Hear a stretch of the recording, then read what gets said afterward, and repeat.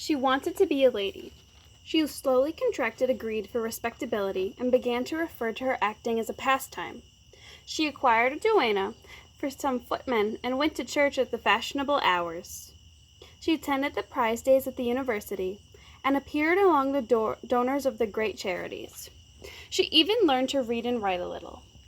Any faint discrimination against her as a bohemian she challenged with fury.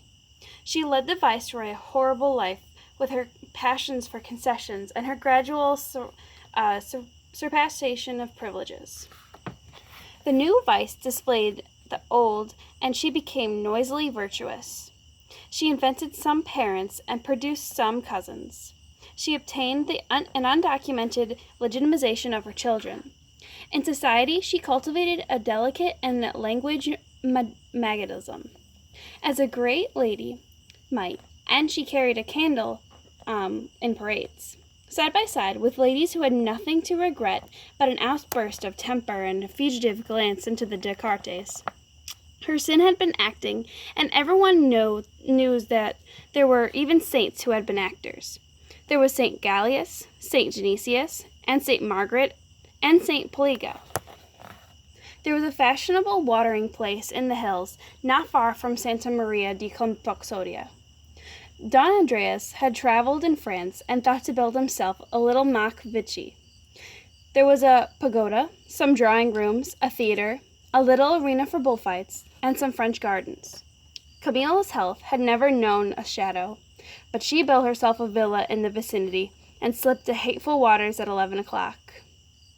The Marquesa di Montemayor has left a brilliant picture of its opera buffet paradise, with the reigning divinity parading her fierce sensitivities along the avenues of powdered shell, and receiving the homage to all those who could not afford to offend the viceroy. Donna Maria draws a portrait of the ruler, stately and weary, gambling all through the night in sums that would have raised another Escalada. And beside him she sets the portrait of her son, Camilla's little Don Jaime.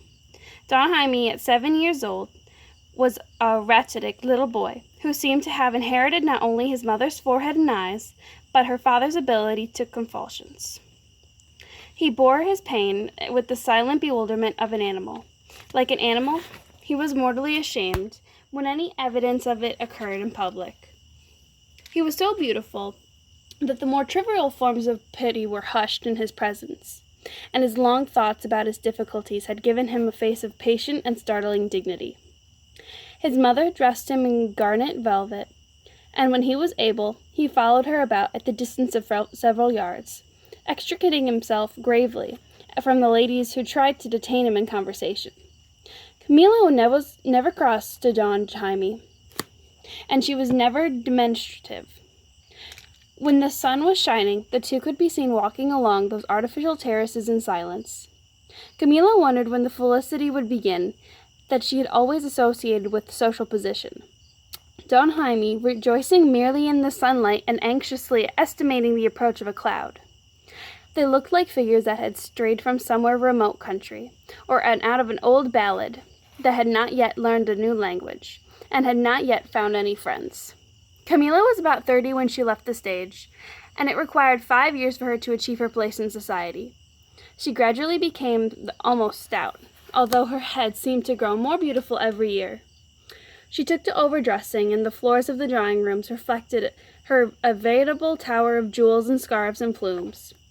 Her face and hands were covered with a bluish powder, against which she drew an irritable mouth in scarlet and orange. The almost distraught fury of her temper was varied by the unnatural sweetness of her address in the company of dull-goers. In the earliest stages of her progress upward, she had intimidated Uncle Pio that he was not to be seen with her in public. But finally, she became impatient, even of the discreeter visits. She conducted the interviews with formality and evasion. Her eyes never crossed his, and she angled for pretexts to quarrel with him. Still, he ventured out once a month to try her patience, and when the call had become impossible, he would climb the stairs and finish the hour among her children. One day, he arrived at her villa in the hills, and though her maid begged for an opportunity to talk with her, he was told that she would see him in the French gardens a little before sunset. He had come up from Lima on a strange settlement impulse. Like all solidarity persons, he had invested friendship with divine glamour. He imagined that the people he passed on the street, laughing together and embracing when they parted, the people who dined together with so many miles. You will scarcely believe me, but he imagined that they were extracting from all the congeniality the great store of satisfaction. So that suddenly he was filled with the excitement of seeing her again, of being called Uncle Pio, and of receiving for a moment trust and humor along their long vagabondage. The French gardens were at the southern end of town. Behind them rose the higher Andes before them, and was a parapet looking over the deep valley and overlooking wave after wave of hills that stretched toward the Pacific. It was an hour when bats fly low and the small animals play recklessly underfoot. A few solidarities lingered about the gardens, gazing dreamily into the sky that was being gradually emptied of its color, or leaned upon the balustrade and looked down upon the valley, noting in which village or dog was barking. It was the hour when father returns home from the fields and plays for a moment in the yard with the dog that jumps on him, holding his muzzle closed or throwing him upon his back. The young girls looked about for a first star to fix a wish upon it, and the boys grow restless for supper.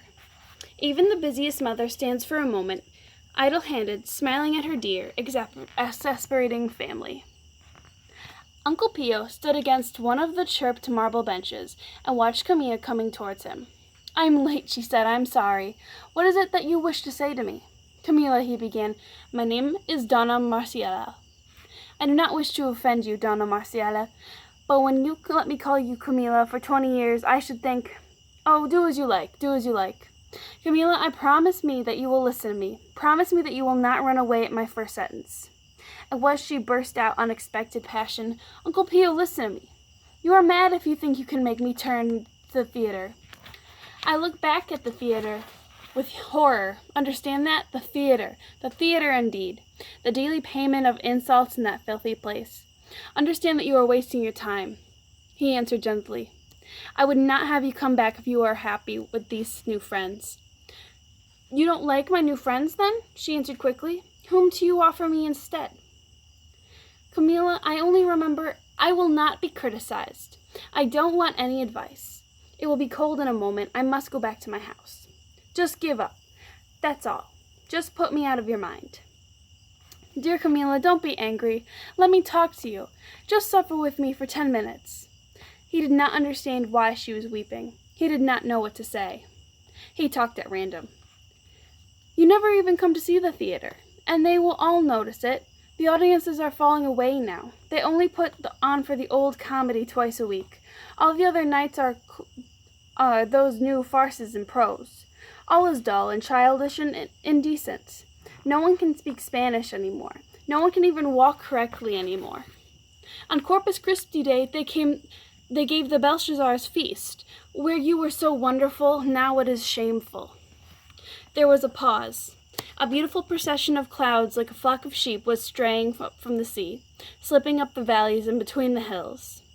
Camila suddenly touched his knee. Her face was like a face 20 years before. "Forgive me, Uncle Pio, for being so bad. Jaime was so ill this afternoon. There's nothing one can do. He lies there so white and so surprised. One must just think of other things. Uncle Pio, it would be no good if I went back to the theater. The audiences would come for the prose farces. We were foolish to try to keep alive the old comedies. Let people read the old plays and books if they choose to. It is not worth fighting the crowd."